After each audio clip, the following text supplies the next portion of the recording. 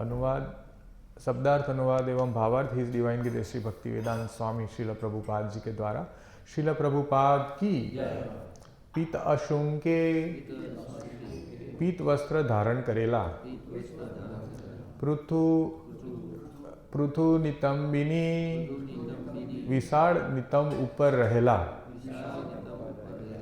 विस्फुरंत्या झड़की रहेला कांचिया कंदोरा वडे अलीभीही ભમરાઓથી વિરુતયા ગુંજારવ થતા વનમાલયા તાજા ફૂલોની માળા વડે ચ અને વલ્ગુ સુંદર પ્રકોષ્ઠ કાંડા વલયમ કડા બાજુબંધ વિનતા સુત ગરુડના અંશે ખભા પર વિન્યસ્ત ટેકવીને હસ્તમ એક હાથ ઇતરેણ બીજા હાથે નુનાનમ ગોળ ગોળ ફેરવતા અબ્જમ કમળ પુષ્પ.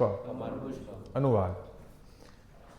તેમના વિશાળ નિતંબોને ઢાંકતા પીતાંબર ઉપર ઝળકી રહેલા કંદોરાથી તે વિભૂષિત હતા અને ભમરાઓના ગુંજારવથી શોભતી વનમાળા તેમણે ધારણ કરી હતી. તેમના સુંદર કાંડા ઉપર કડા શોભતા હતા અને તેમણે તેમનો એક હાથ તેમના વાહન ગરુડના ખભા ઉપર રાખ્યો હતો તથા બીજા હાથે કમળ પુષ્પ ફેરવતા હતા. ભાવાર્થ. અહીં મુનિજનોએ સ્વતઃ અનુભવેલું ભગવાનનું સંપૂર્ણ વર્ણન છે. ભગવાને પીતાંબર ધારણ કરેલું હતું અને તેમની કમર પાતળી હતી. વૈકુંઠમાં ભગવાન કે તેમના કોઈ પાર્ષદના વક્ષસ્થળ ઉપર પુષ્પમાળા હોય છે ત્યારે એવું વર્ણન થાય છે કે ત્યાં ગુંજારો કરતા ભમરા હોય છે. ભક્તો માટે આ બધા લક્ષણ બહુ સુંદર અને આકર્ષક હોય છે. ભગવાનનો એક હાથ તેમના વાહન ગરુડ પર હતો અને બીજા હાથમાં તેઓ કમળના ફૂલને ગોળ ગોળ ફેરવતા હતા. પૂર્ણ પુરુષોત્તમ ભગવાન નારાયણના આ અંગત લક્ષણો છે. ઓમ અજ્ઞાનતિમિરાંધસ્ય જ્ઞાનાંજન શલાકયા ચક્ષુરિતમ યેન તસ્મૈ શ્રી ગુરુવે નમઃ. નમો વિષ્ણુપાદાય કૃષ્ણપ્રેષ્ઠાય ભૂતલે શ્રીમતે ભક્તિ વિકાસ સ્વામિનિતિ નામિની. નમો વિષ્ણુપાદાય કૃષ્ણપ્રેષ્ઠાય ભૂતલે શ્રીમતે ભક્તિ વેદાંત સ્વામિનિતિ નામિની. નમસ્તે સારસ્વતે દેવે ગૌરવાણી પ્રચારિણી નિર્વિશેષ શૂન્યવાદી પાશ્ચાત્ય દેશતારિણી. જય શ્રી કૃષ્ણ ચૈતન્ય પ્રભુ નિત્યાનંદ શ્રી અદ્વૈત ગદાધર શ્રીવાસાદિ ગૌર ભક્તવૃંદ. હરે કૃષ્ણ કૃષ્ણ કૃષ્ણ હરે હરે હરે રામ રામ રામ હરે હરે. તો આપણે જોઈએ છીએ કે શ્રીમદ ભાગવતમમાં સુંદર કથા આવી છે. ભગવાનના સામ્રાજ્યનું વર્ણન ચાલી રહ્યું છે. 4 કુમારો જાય છે વૈકુંઠ જગતમાં, આધ્યાત્મિક જગતમાં, અને આપણે એમના દ્વારા આ બધું વર્ણન જે બ્રહ્માજી બધા આવેલા દેવી દેવતાઓ જે બ્રહ્માજી પાસે શરણ લેવા આવ્યા હતા કે આ બધો અંધકાર વ્યાપી ગયો છે, અમને એવા ચિહ્ન દેખાય છે કે બહુ મોટો પ્રલય આવવાનો છે, તો ડરી ગયા હતા દેવી દેવતાઓ. તો બ્રહ્માજી પાસે ગયા હતા. બ્રહ્માજી જે આ વર્ણન કરી રહ્યા છે કે આવી રીતે 4 કુમારો જ્યારે ગયેલા ત્યારે એમને આટલું સુંદર દ્રશ્ય થયેલું. તો આમાં આપણે જોઈએ છે ખાસ કરીને ભગવાનનું અંગત જે લક્ષણ છે કે અંગત રીતે ભગવાન કેવા દેખાય છે. આપણે જોઈએ ને બધાને ઘણા બધા ચિત્રો હોય છે કે એમાં બધા ભગવાનને ડ્રો કરે છે કે ભગવાન વિશે આવું હશે, પણ અહીં શીલ પ્રભુપાદ લખે છે કે મુનિઓએ સ્વતઃ અનુભવેલું ભગવાનનું સંપૂર્ણ વર્ણન આ શ્લોકમાં થયેલું છે કે ભગવાન જે છે પીતાંબર ધારણ કરે છે, ભગવાનની કમર પાતળી હોય છે, ભગવાન જે વનમાળા ધારણ કરે છે ફૂલોની તે એટલી મધુર સુગંધ હોય છે એમાં કે ભ્રમરાઓ ગુંજન કરે છે, આજુબાજુ આકર્ષાય છે ભ્રમરાઓ. અને આમાં લખ્યું છે કે બધા જ જે હોય છે વૈકુંઠ જગતમાં ભગવાન કે એમના કોઈ પણ પાર્ષદ તેમને પણ આ રીતે વક્ષ સ્થળ પર એટલે આ જગ્યા પર પુષ્પમાળા ધારણ કરેલી હોય અને ત્યાં બધાની જ પુષ્પમાળા આટલી સુંદર હોય, સુગંધિત હોય કે બધા ભમરાઓ એની આજુબાજુ ગુંજન કરતા હોય. ઉપરાંત બીજું આમાં એવું કહ્યું છે કે ભગવાન ખૂબ જ સુંદર અને આકર્ષક છે અને તેમનો જે છે એક હાથ તેમના વાહન ગરુડ પર હતો અને બીજા હાથમાં કમળ પુષ્પ ફેરવી રહ્યા હતા.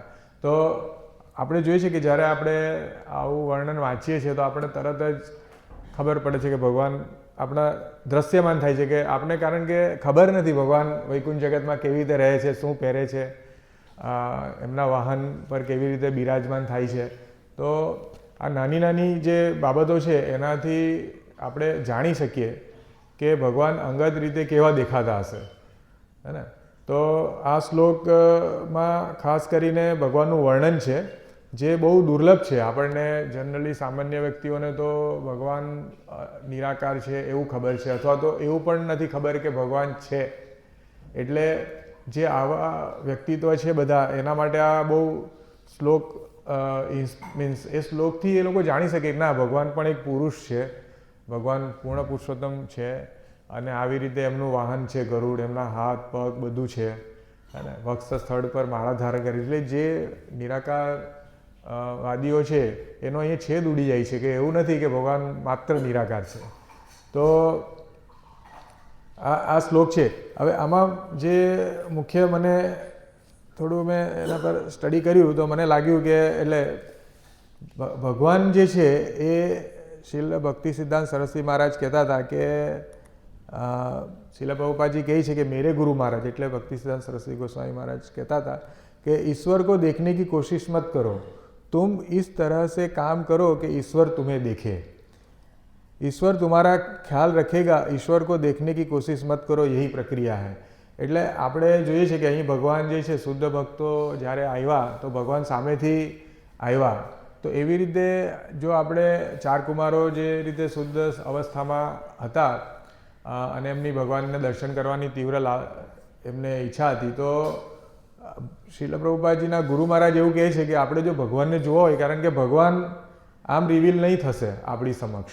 ક્યારે રિવીલ થશે? જ્યારે આપણે એવું કોઈ કાર્ય કરીએ કે ઈશ્વર આપણને જુએ, ભગવાન આપણને જુએ. જેવી રીતે આમાં આપણે જોઈએ છે કે ભગવાનને જોવા આવ્યા. શ્રીમદ ભાગવદ્ ગીતા યથારૂપ અધ્યાય 8 ભગવત પ્રાપ્તિ શ્લોક સંખ્યા 14 અને 15નું વ્યાખ્યાન જ્યારે શીલ પ્રભુપાદીએ ન્યુયોર્કમાં 16 નવેમ્બરે 1966માં આપ્યું હતું, તેમાં શીલ પ્રભુપાદજી કહે છે, શ્લોક છે અનન્ય ચેતા સતતમ યોમા સ્મરતિ વિત્યશઃ તસ્યાહમ સુલભ પાર્થ નિત્યયુક્તસ્ય યોગિનઃ. हे अर्जुन, जो अनन्य भाव से निरंतर मेरा स्मरण करता है उसके लिए मैं सुलभ हूँ, क्योंकि वह मेरी भक्ति में प्रवृत्त रहता है. तो આ શ્લોકમાં મીન્સ ભગવાન કહે છે કે જે હંમેશા મારું સ્મરણ કરે છે તેના માટે હું સુલભ છું. એનું કારણ બતાવે છે કે એ યોગી પુરુષ જે નિત્ય યુક્તસ્ય યોગિના, એ હંમેશા મારી ભક્તિમાં પ્રવૃત્ત રહે છે, એના ચેતનામાં હંમેશા ભગવાન રહેલા છે. એટલે હંમેશા એ ભગવાન વિશે ચિંતન કરે છે અને એને કારણે હું એના માટે સુલભ થઉં છું.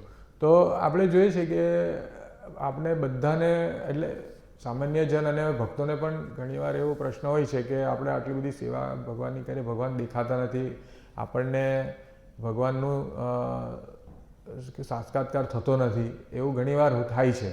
તો આના માટે પ્રોસેસ છે, અને અહીં ચોખ્ખું કહે છે ભગવાન પોતે પોતાના શબ્દમાં અર્જુનને જણાવે છે કે નિરંતર, એટલે અનન્ય ભાવે જે ભગવાનનું સ્મરણ કરે. એટલે આપણે એવું સમજવું જોઈએ, જો આપણને રિયલાઇઝેશન નહીં થતું તો આપણે સમજવું કે હજી વધારે પ્રેક્ટિસની જરૂર છે, હજી વધારે આપણે ક્યાંક ને ક્યાંક માયા આપણને ટ્રેપમાં લે છે, એટલે આપણને નથી દેખાતા. કારણ કે સ્મરણ અનન્ય ભાવે સ્મરણ કરવાથી ભગવાન તો કહે છે કે હું રિવીલ થાઉં છું. અહીંયા ચોખ્ખું લખ્યું છે કે જે મારું અનન્ય ભાવથી સ્મરણ કરે છે તેના માટે હું સુલભ છું. સુલભ એટલે આરામથી તમે એને દર્શન કરી શકો એ રીતે. તો શીલ પ્રભુપાદજી આમાં લખે છે કે ભગવદ્ ગીતા में हम समझते हैं कि अन्य चेतः कृष्ण चेतना के इस मार्ग से विचलित हुए बिना समर्पण भाव से भक्ति सेवा में लगे रहकर यदि कोई सदा कृष्ण का ध्यान करते हैं तो कृष्ण कहते हैं तस्याहम सुलभः. सुलभ का अर्थ ये है मैं उसके लिए अत्यंत सुलभ हूँ. तस्याहम सुलभ पार्थ. क्यों आप इतने आप इस व्यक्ति के लिए इतने सरल क्यों हो जाते हो? क्योंकि नित्य युक्तस्य योगिनः है वह तो निरंतर 24 घंटे मेरी सेवा में लगा रहता है, मैं उसे भूल नहीं सकता। यही प्रक्रिया है। बस विनम्र हो जाओ और ईश्वर का ध्यान आकर्षित करो, तब तुम सफल हो जाओगे। बस कोशिश करो। मेरे गुरु महाराज कहा करते थे, भगवान को देखने की कोशिश मत करो, तुम इस तरह काम करो कि भगवान तुम्हें दिखे, भगवान तुम्हारी देखभाल करे, भगवान को देखने की कोशिश मत करो। यही प्रक्रिया है। मैं भगवान को देखना चाहता हूँ, हे भगवान कृपया मेरे सामने आकर खड़े हो जाओ। अरे मानो मेरे सेवक हो। भगवान किसी के सेवक नहीं है, आपको अपने प्रेम अपनी सेवा से उन्हें प्रसन्न करना होगा। यही प्रक्रिया है। यहाँ है तस्या सुलभ पार्थ, जो कोई भी उस तरह से उस विनम्र तरीके से हमेशा निरंतर बिना किसी विचलन के कृष्ण चेतना में लगा रहता है, उसके लिए भगवान बहुत सस्ते हैं, यद्यपि वे अजय है। એટલે આપણી કોઈ એવી યોગ્યતા નથી ને આપણે બહુ ચાલાકી કરવાની જરૂર નથી। મેન તો આપણે નમ્ર બનવાનું છે। ભગવાન આપણા સેવક નથી કે આપણે ભગવાનને ઓર્ડર આપી શકીએ કે કેમ દેખાતા નથી। તો બહુ સુંદર રીતે શીલ પ્રભુપાદજી એમના લેક્ચરમાં આ વસ્તુ કહે છે કે હંમેશા નમ્ર ભાવે જો અભ્યાસ કરવામાં આવે અને ધૈર્ય રાખવામાં આવે, 4 નિયમોનું પાલન કરવામાં આવે, 4 નિયમોના પાલનથી આપણા પાપ નાશ પામે છે। જે આપણે ડેલી પાપ કરીએ છીએ, નશો, માંસા, જુગાર, વ્યભિચાર એવી છે કે એ ધર્મના 4 પાયાને નાશ કરી નાખે છે। તો એના પર આપણે ખાસ પ્રયત્નશીલ રહેવું જોઈએ।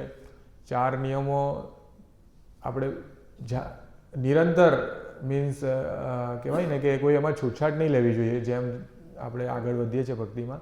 અને ભગવાનના નામ સ્મરણથી અને સેવાથી આપણને હંમેશા ચેતના આપણી, દાખલા કે આપણે જોઈએ છે કે કોઈ જગ્યાએ આપણે કામ કરતા હોઈએ ભૌતિક જગતમાં, તો હંમેશા આપણે કાલનું શું કરવાનું છે, કેવી રીતે પ્લાનિંગ છે એવું ચાલતું હોય। તો ભગવાન વિશે પણ આપણે એ રીતે જ વિચારવાનું છે કે મારે કેવી રીતે મારી સેવા યોગ્ય રીતે થઈ શકે, મારી સાધના યોગ્ય રીતે થઈ શકે, એનું ચિંતન આપણે કરવાનું છે। એમાં પરફેક્શન લાવવા માટે આપણે વિનમ્ર ભાવે આપણે વિચારવાનું છે। કારણ કે આપણે જો અહંકારવશ વિચારીશું કે ના હું તો બહુ મોટો ભક્ત થઈ ગયો, તો આપણાથી કરેક્શન નહીં થશે સાધના અને સેવામાં। તો આ પ્રવૃત્તિથી આપણે ધીરે ધીરે એ અવસ્થામાં જઈશું। કારણ કે ભગવદ્ ગીતામાં ભગવાન પોતે જ કહે છે તો નિત્ય ચેતના આપણી જ્યારે ભગવાનમાં રહેશે ત્યારે ભગવાન આપણા માટે સુલભ થશે। તો આપણે જોઈએ છે કે 4 કુમારોનું બહુ સૌભાગ્ય છે દ્વારપાળાનું, તો ત્યાં જતાં પણ 4 કુમારોનું સૌભાગ્ય છે કે ભગવાન આવી રીતે એમને જોવા મળ્યા, અને એમના લીધે આપણું સૌભાગ્ય છે ભાગવતમ દ્વારા કે આપણને પણ જોવા મળ્યા। કારણ કે ભાગવતમ આપણને રિવીલ કરે છે કે ભગવાન કેવા દેખાતા હશે, શું પહેરતા હશે। તો આ રીતે ભક્ત ભાગવત અને ગ્રંથ ભાગવતના માધ્યમથી આપણે જે ડિટેલ બધી બાબતો છે જે આપણને ખબર નથી, આપણે ભૌતિક જગતમાં આવી જઈએ છીએ ત્યાર પછી આપણે ડિસ્કનેક્ટ થઈ જઈએ છીએ એક રીતે। તો આપણને કનેક્ટ કરવા માટે આ ભાગવતમ છે, જે ગ્રંથ ભાગવત અને ભક્ત ભાગવત, જે શીલ પ્રભુપાદજી આના વિશે તાત્પર્ય લખે છે કે આ રીતે સુંદર ભગવાન દેખાય છે, તો એનાથી આપણને આકર્ષણ થાય, ભગવાન વિશે ખબર પડે।